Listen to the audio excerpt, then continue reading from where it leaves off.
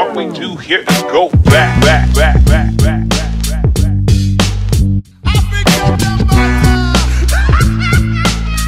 It be the boogie tadpole. DJ.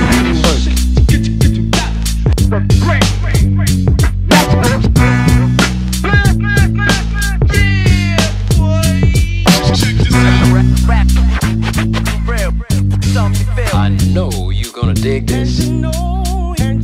Hip-hop artist to the top of the world. Yo, it's your boy Jupiter Floss, and we are back again with another installment of Hip-Hop Origins.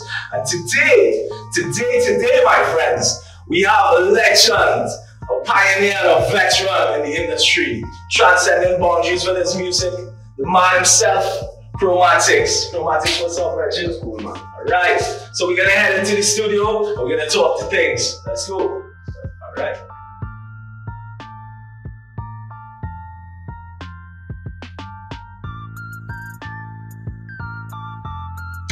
Well, I am a hip-hop, rapso, kaiso artist from Trinidad and Tobago, obviously.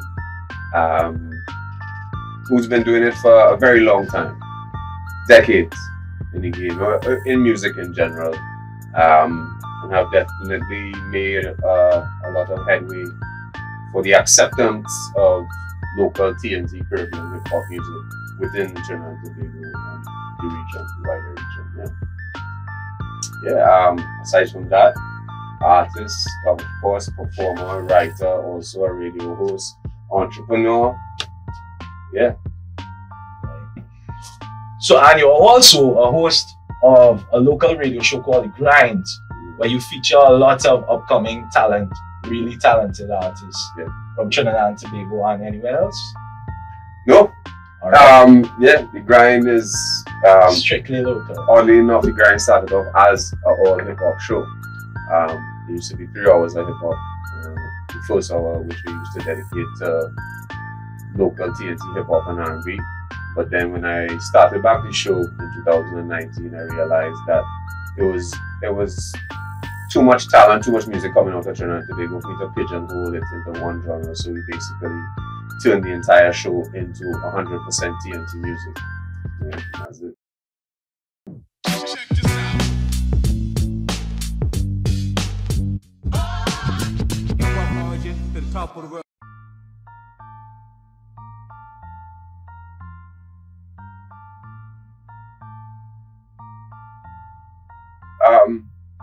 Of course, the artists, the greats, Bob Marley, James Brown, Beatles, and then of course, the forefathers of hip hop, like Run DMC, Rakim, and then more so the 90s hip hop is what really got me into writing as a writer. That kind of told me I could do this. Nas, Wu-Tang Clan, big influence on me as an artist, and then in general life, because when I picked up hip hop, what made me fall in love with it is that freedom of expression and what hip hop was doing in terms of talking about it was that new generation and social commentary, and that's why I really fell in love with and was giving me the opportunity now to express myself and talk about the things that surround me. So coming out of that now really and truly is really life that influence and everything that happens here in Trinidad and Tobago I wanted to reflect in the song, Yeah. So you had a really nice tour that you did in the US recently. Tell us a little bit about that. I don't know about recent, but well, yeah, in 2016, we toured the US. It was 10 states, but we ended up doing 13 shows, opening up for Joe Budden. And then it was a shout out to Coast Mixtapes. And it was a tremendous experience, something that, I think any artist would love to have done or do in their present or future. And it just opened up my mind more to know that, all right, that the world is ready for something different. And the love that we got, when I say we, me and my DJ Pun, from the US audience was incredible, especially in places like Miami. You know, you see, when we come on stage, we make it known that we from Trinidad and Tobago, and then you would just get that Caribbean love, not just from Trinis or whoever in the audience. You know, Haitian, Bajan flags be going up just because they're seeing somebody representing in this genre that is from the islands, you know? So, yeah.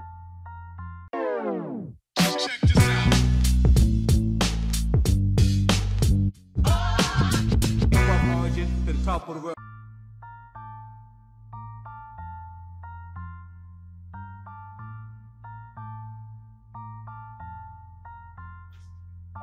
The opportunities are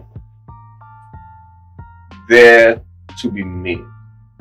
They're not necessarily there bold in front of your face. It's really, I mean, you gotta think about the genre and where it came from, and it's basically making nothing. It's making something out of nothing, right? So the artists need to realize where they're at, and once they come to terms with, all right, I am a hip hop artist in a Caribbean island who the main consumption of music might be soca or kaiso or dancehall. You need to really embrace where you come from and your surroundings, and that will open up more opportunities for you. You know what I mean? You have to, wherever you're at, you have to get in touch with your audience.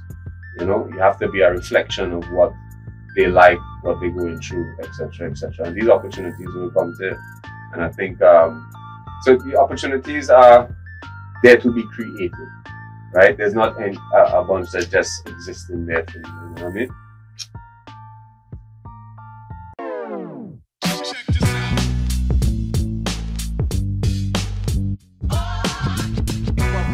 To the top of the world.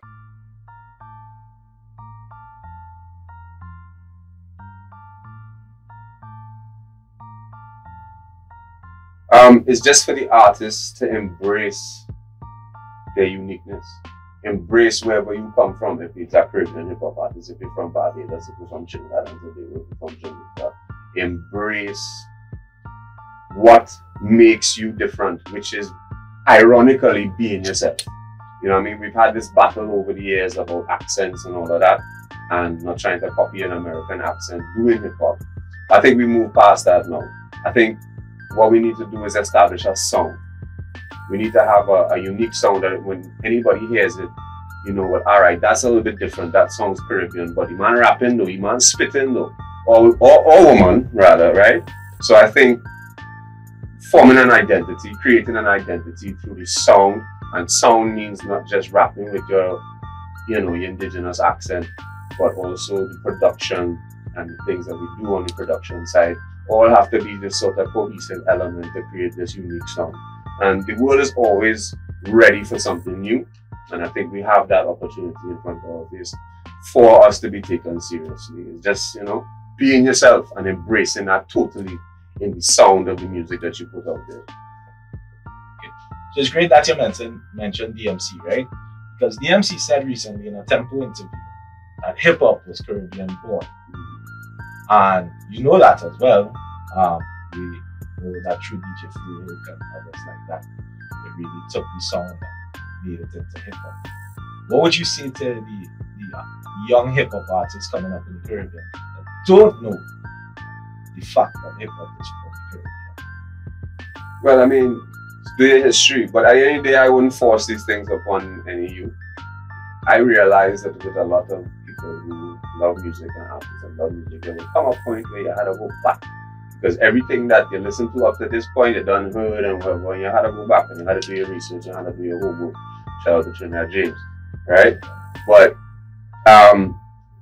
in that research, you will find that, you know, before hip hop, there was dancehall. Before that, there was reggae. Before that, there was ska. There was mental, and before that, there was calypso. And the only two genres that I know of that have that sort of extemporary freestyle battling going off the cuff is calypso and hip hop. So they are basically cousins, if not bigger brothers, if not grandfathers to the thing. So embrace that, as I said before. you know, and just do your research, because that goes back more to embracing who you are as a Caribbean person, woman or man, you know what I mean? And yeah, but you know, if anybody who has a love for music, as I say, will always eventually have to go back. Check this out. Hip-hop origin to the top of the world.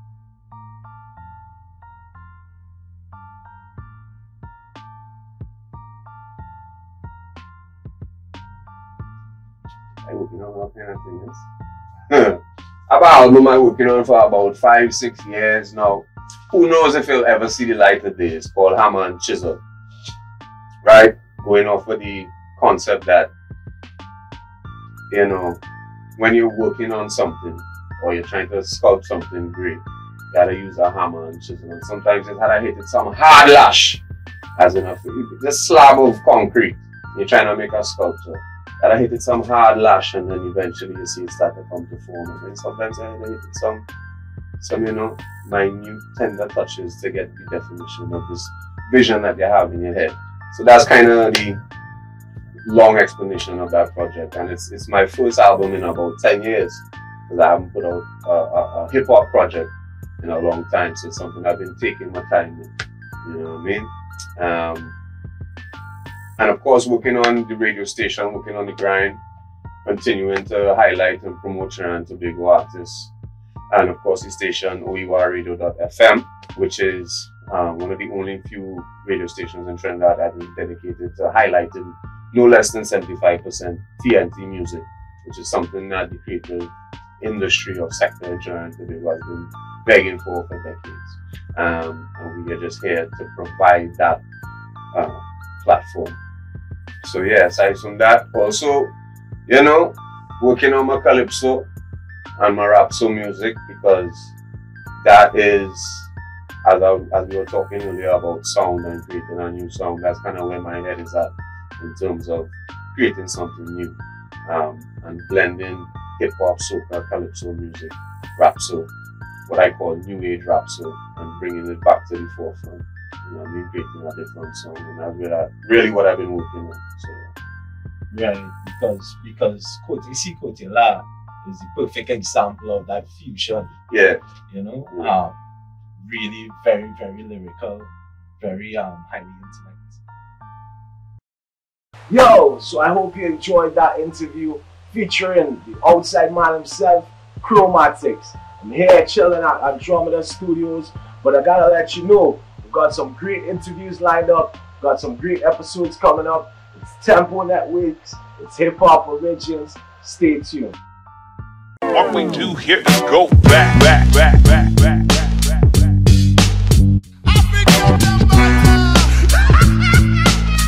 It be the boogie tempo.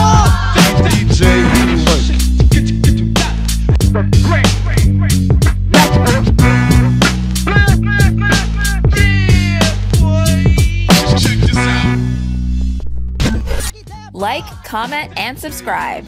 Remember to hit that bell to get notifications for more things Tempo.